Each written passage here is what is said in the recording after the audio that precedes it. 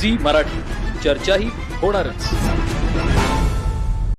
राज्यात उपसा सिंचन योजना केवळ उत्तर कर्नाटकमध्ये सुरू असून दक्षिण कर्नाटक व जुने म्हैसूर भागात डॅम किंवा नद्यातून पाणी उपसा करून केवळ तलाव भरती करता येणं शक्य आहे। सरकारच्या योजना तळागाळातील सामान्यांपर्यंत चांगल्या प्रकारे पोहोचत असल्याची खातरजमा करण्यासाठी व कराची रक्कम सदुपयोगी लागत असल्याची पोच घेण्यासाठी समिती स्थापन करण्यात आली असून अध्ययन समितीनं थेट भेट दिली। आमदार प्रकाश हुक्केरी व आमदार गणेश हुक्केरी यांच्या प्रयत्नांनी या भागात साकार होत असलेल्या महालक्ष्मी पाणी योजना उपसा योजनेमुळे या भागातील नागरिक शेतकऱ्यांचे भाग्य उजळणार असल्याचे गौरवोद्गार राज्य उपसा सिंचन कार्यक्षमता अध्ययन समितीचे अध्यक्ष SV रवी यांनी काढले। मलिकवाड इथं कल्लोड दूधगंगा कृष्णा नदी ते खडकलाट पर्यंत राबवण्यात येत असलेल्या महालक्ष्मी योजनेच्या उपसा सिंचन योजनेच्या पाणीनंतर ते बोलत होते। यावेळी बोलताना पाटबंधारे विभागाचे मुख्य अभियंते BR राठोड यांनी कल्लोळ इथं जाकवेलचे काम सुरू आहे।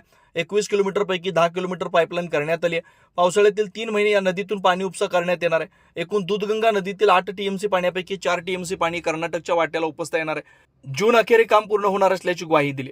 यावेळी बोलताना आमदार गणेश हुक्केरी यांनी विधानसभा मतदारसंघ हा आपला कार्यकर्ता नसून आपले कुटुंब आहे, त्यांच्या विकासासाठी योजना राबवणं हे ज्येष्ठ नेते प्रकाश हुक्केरी यांचं स्वप्न आहे। ते स्वप्न पूर्णत्वास येत असून लवकरच मुख्यमंत्री, उपमुख्यमंत्री व मान्यवरांना बोलावून या योजनेचं उद्घाटन करण्यात येणार आहे।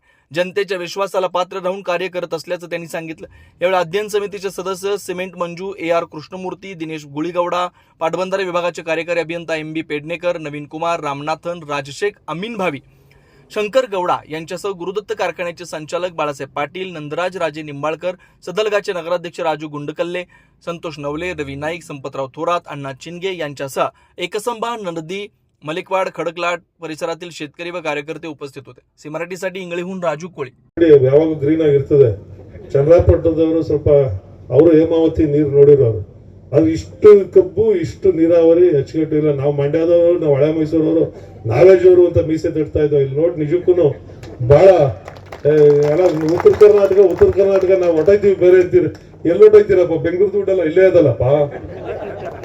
ಬೆಂಗಳೂರಲ್ಲಿ ನಾವು ಸಂಪಾದನೆ ಮಾಡಿ IT BT ಬಂದಿದ್ದ ದುಡ್ಡೆಲ್ಲ ತೆಗೆದು ನಿಮ್ಮ ಪೈಪ್ಲೈನ್ ಅಲ್ಲಿ ನಿಮ್ಗೆ ನಡೀತಾ ಇದಲ್ಲ, ಎಲ್ಲ ಪೂರ್ತಿ ನೋಡ್ಲಿಕ್ಕೆ ಒಂದು ಆನಂದ ಆಗ್ತದೆ। ಸಸ್ಯಕಾಶಿ ರೈತರ ಬದುಕು ಯಾರಪ್ಪ ಅಂತಂದ್ರೆ ನೀರು ಅನ್ನೋಂಥದ್ದು ಒಂದು ಜೀವಜಲ, ಆ ಜೀವಜಲ ಬದುಕನ್ನ ಕಟ್ಕೊಡ್ತದೆ ನೀರು।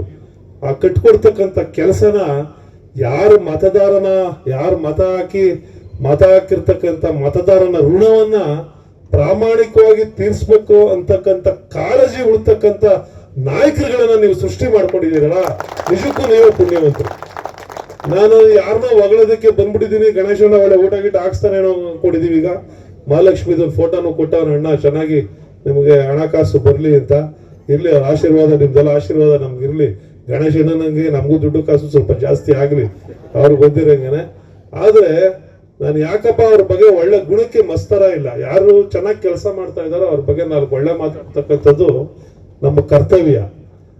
ನಾನು ನಮ್ಮ DK ಶಿವಕುಮಾರ್ ಸಾಹೇಬ್ರು ಬೈಯೋರು, ಈಗ ಇವ್ರ ಅಪ್ಪ ಅವ್ರಿಗೆ ಪ್ರಕಾಶ್ ಹುಕ್ಕೇರಿ ಅವ್ರಿಗೆ ಮಿನಿಸ್ಟರ್ ಆಗಿದ್ರು, ಮಿನಿಸ್ಟರ್ ಆಗಿ ಅಂಡರ್ ಸೆಕ್ರೆಟರಿ ಇದಕ್ಕೆ MS ಬಿಲ್ಡಿಂಗ್ ಹೊಟ್ಟೋಗಿರೋರು, MS ಬಿಲ್ಡಿಂಗ್ಗೆ ಅಲ್ಲೆಲ್ಲ ಇನ್ನೊಂದೆಲ್ಲ ವಿಕಾಸದಲ್ಲಿ ಹೋಗಿ ಕೂತಿರೋರು, ಮಿನಿಸ್ಟರ್ ಆಗ್ಬಿಟ್ರು। ಹೋಗಿ ಕಾವೇರಿ ಬಿಲ್ಡಿಂಗ್ ಅಲ್ಲಿ ಕೂತಿರೋರು, ಕ್ಷೇತ್ರ ಏನ್ ನೋಡಿದ್ರೆ ಅದು ಕ್ಷೇತ್ರದ್ದು। ನಾನು DK ಸುರೇಶ್ ಸ್ವಲ್ಪ ನಮಗೂ ಹಿಂಗೆ ಆಫೀಸ್ ಸುತ್ತ ಚಟ, ಆಫೀಸ್ಗಳಿಗೆ ಹೋಗಿ ಕಾಮಗಾರಿಗಳನ್ನ ಅವು ಇವನ್ನ ಏನಾದ್ರು ಫಾಲೋ ಅಪ್ ಮಾಡೋದಕ್ಕೆ, ಫೈಲ್ ಫಾಲೋ ಅಪ್ ಮಾಡೋದು, ಎಲ್ಲಾದ್ರೂ ಪ್ರಕಾಶ್ ಹುಕ್ಕಿ ಅವರೇ ಅಡ್ಡ ಸಿಕ್ಕವರು। ಮಿನಿಸ್ಟರ್ ಆಗ್ಬಿಟ್ಟು ನೀವು ಹಿಂಗ ಆಫೀಸ್ ಸುತ್ತ ಕೂತಿದ್ದೀರಿ ಅಂದ್ರೆ, ಅಯ್ಯೋ ಯಾವ ಮಿನಿಸ್ಟರ್ಗೆ ಇವತ್ತು ಇರ್ತದೆ, ನಾಳೆ ಹೋಯ್ತದೆ, ಕ್ಷೇತ್ರ ಹೋಯ್ತದ, ನನಗೆ ಕ್ಷೇತ್ರ ಪರ್ಮನೆಂಟ್ ಅನ್ನೋರು ಆ ಭಾವನೆ ಎಲ್ರಿಗೂ ಬರೋದಿಲ್ಲ। ಮಂತ್ರಿ ಆದೇಟ್ಗೆನೆ, ಆ ಮಂತ್ರಿ ಆದ್ಮೇಲೆ ತಲೆನೇ ಬೀಳೋದಿಲ್ಲ। ಒಂದ್ ಟರ್ಮ್ ಮಂತ್ರಿ ಆಗೋಗ್ಬಿಟ್ರೆ ಅವ್ನು ಹಿಡಿಯಕ್ಕೆ ಆಗೋದಿಲ್ಲ। ನನ್ ಮಂತ್ರಿ, ನೀನ್ ಇಲ್ಲಿಗೆ ಬರ್ಬೇಕು, ನೀನು AS ಆಫೀಸರ್ ನನ್ನ ಹತ್ರ ಬಂದು ನಿಂತ್ಕೋಬೇಕು, KS ಆಫೀಸರ್ ನೀನ್ ನನ್ನ ಹತ್ರ ಬರ್ಬೇಕು, ಎಲ್ಲಿದ್ಯಾ ಅಂತ ಬರೀ ರೋಪ್ ಕಟ್ಟ ರೋಪ್ ಹಾಕೋರೆ ನಾವು ನೋಡಿರೋದು। ಆದ್ರೆ ನಿಜವಾದಂತ ಜನಸೇವಕ ಅಂತ ಯಾರು ಪ್ರಯೋಗ ಮಾಡಿದ್ರೆ ಇಡೀ ರಾಜ್ಯದಲ್ಲಿ ಅದು ಪ್ರಕಾಶ್ ಹುಕ್ಕೇರಿ। ಆ ಹುಲಿ ಮರಿಗೆ ಹುಲಿನೇ ಉಡ್ತದೆ ಅಂತಕ್ಕಂಥ ರೀತಿಯಲ್ಲಿ ಇವತ್ತು ಗಣೇಶ್ ಹುಕ್ಕೇರಿ। ನಿಜಕ್ಕೂ ಇಷ್ಟೆಲ್ಲ ಭಗವಂತ ಅವ್ರಿಗೆ ಎಲ್ಲವನ್ನ ಕೊಟ್ಟಿದ್ದಾನೆ, ಆದ್ರೆ ಆ ಸೌಜನ್ಯ, ಆ ಸರಳ ಬದುಕು, ಜನರ ಬಗ್ಗೆ ಇರೋ ಕಾಳಜಿ ನಿಜಕ್ಕೂ ಅವ್ರನ್ನ ನೋಡಿ ನಾವು ಕಲಿಯುವಂಥದ್ದು। ಇನ್ನಿತರ ರಾಜ್ಯದಲ್ಲಿ ನನಗಂತ ಅನಿಸ್ತದೆ 224 ವಿಧಾನಸಭಾ ಕ್ಷೇತ್ರಗಳ ಶಾಸಕರ ಪೈಕಿ ಯಾವ್ದಾರ ಒಂದು 10 ಟಾಪ್ 10 MLAs ಯಾರಪ್ಪ ಕ್ಷೇತ್ರದ ಜನರ ಬಗ್ಗೆ ಅತ್ಯಂತ ಕಾಳಜಿಯುಕ್ತವಾಗಿ ಕೆಲಸ ಮಾಡ್ತಾ ಇರ್ತಕ್ಕಂಥವ್ರು ಅಂತಂದ್ರೆ ಅದು ಗಣೇಶ್ ಹುಕ್ಕೇರಿ ಅಂತಕ್ಕಂಥ ಮಾತು ನನಗೆ ಅವರ ತಂದೆ ಮಗ ಇಬ್ರು ಬಹಳ ಅದ್ಭುತವಾದಂತ ಕೆಲಸಗಾರರು. ಯಾಕಂತಂದ್ರೆ ಈ ಮೀಟಿಂಗ್ ಫಿಕ್ಸ್ ಆದ್ಮೇಲೆ ಸ್ಪಾಟ್ ವಿಸಿಟ್ ಮಾಡೋದಕ್ಕೆ ನಾನು ಒಂದ್ 20 ಫೋನ್ ಮಾಡಿರ್ಬೇಕೇನಪ್ಪ. ರಾತ್ರಿ 12 ಗಂಟೆಗೆ ನೋಡೋರು ಇವ್ರದೇ ಫೋನು ಮಿಸ್ ಮಾಡ್ಬಿಟ್ಟು ಅಣ್ಣ ಅದೇನೋ ಸ್ಟ್ರೈಕ್ ಅಂತ, ಯಾಕಂದ್ರೆ ಬರೋಂಗಿಲ್ಲ ಇವತ್ತು.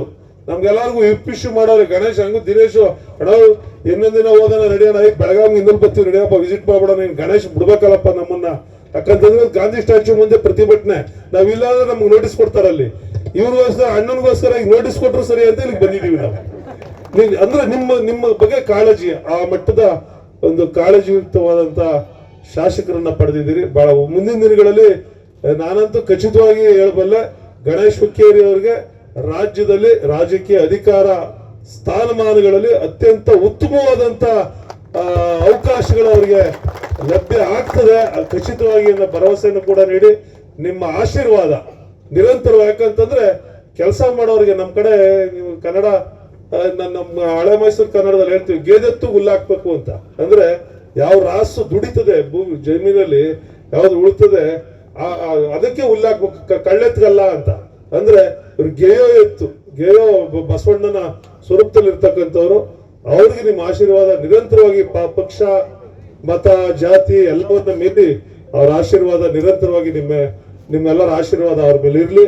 ಒಳ್ಳೆ ಉತ್ತಮವಾದಂತ ಶಾಸಕ. ಯೋಜನೆ ಬಗ್ಗೆ ಯಾವೇ ಸಾಕಷ್ಟು ನಾವು ಚರ್ಚೆ ಕೂಡ ಮಾಡಿದೀವಿ ಮೊದಲೇ ಬರೋದಕ್ಕೆ ಮುಂಚೆನು, ಈಗೂ ಸಾಕಷ್ಟು ಅದ್ರ ಬಗ್ಗೆ ಅಧ್ಯಯನ ಮಾಡಿದೀವಿ. ಜಾಕ್ವೆಲ್ ಕೂಡ ಇನ್ನು 5 ಕಿಲೋಮೀಟರ್ ಇದೆಯಂತೆ, ಹೋಗಿ ಜಾಕ್ವೆಲ್ ಕೂಡ ನೋಡ್ಕೊಂಡು ನಿರ್ಗಮಿಸ್ತೀವಿ. ಅದಕ್ಕೆ ಯೋಜನೆಗೆ ಏನೇನು ಬೇಕು ಪೂರಕವಾಗಿ ಅದಕ್ಕೇನ್ ಬೇಕಲ್ಲ ಸಹಕಾರ ಕೊಡ್ತೀವಿ. ಈ ಸಂದರ್ಭದಲ್ಲಿ ತಾವೆಲ್ಲ ಸೇರಿ ನಮಗೆ ಸ್ವಾಗತವನ್ನ ಕೊಟ್ಟಂತ ತಾವು ಇಡೀ ಕ್ಷೇತ್ರದ ಜನತೆಗೆ ಮತ್ತೊಮ್ಮೆ ತಮ್ಮೆಲ್ಲರಿಗೂ ನಮಸ್ಕರಿಸಿ ನಮ್ಮನ್ನ ಕರೆದು ಮಾತಾಡ್ಲಿಕ್ಕೆ ಅವಕಾಶ ಕೊಟ್ಟಂತ ತಮಗೂ ಮತ್ತು ನಮ್ಮೊಟ್ಟಿಗೆ ಬಂದಿರತಕ್ಕಂಥ ಎಲ್ಲರ ಪರವಾಗಿ, ನಮ್ಮೆಲ್ಲ ಗೌರವಾನ್ವಿತ ಶಾಸಕರುಗಳ ಪರವಾಗಿ, ಅಧಿಕಾರಿಗಳ ಪರವಾಗಿ ಮತ್ತೊಮ್ಮೆ ನಮನಗಳನ್ನು ಸಲ್ಲಿಸ್ತಾ ನನ್ನ ಮಾತು ಮುಗಿಸ್ತಾ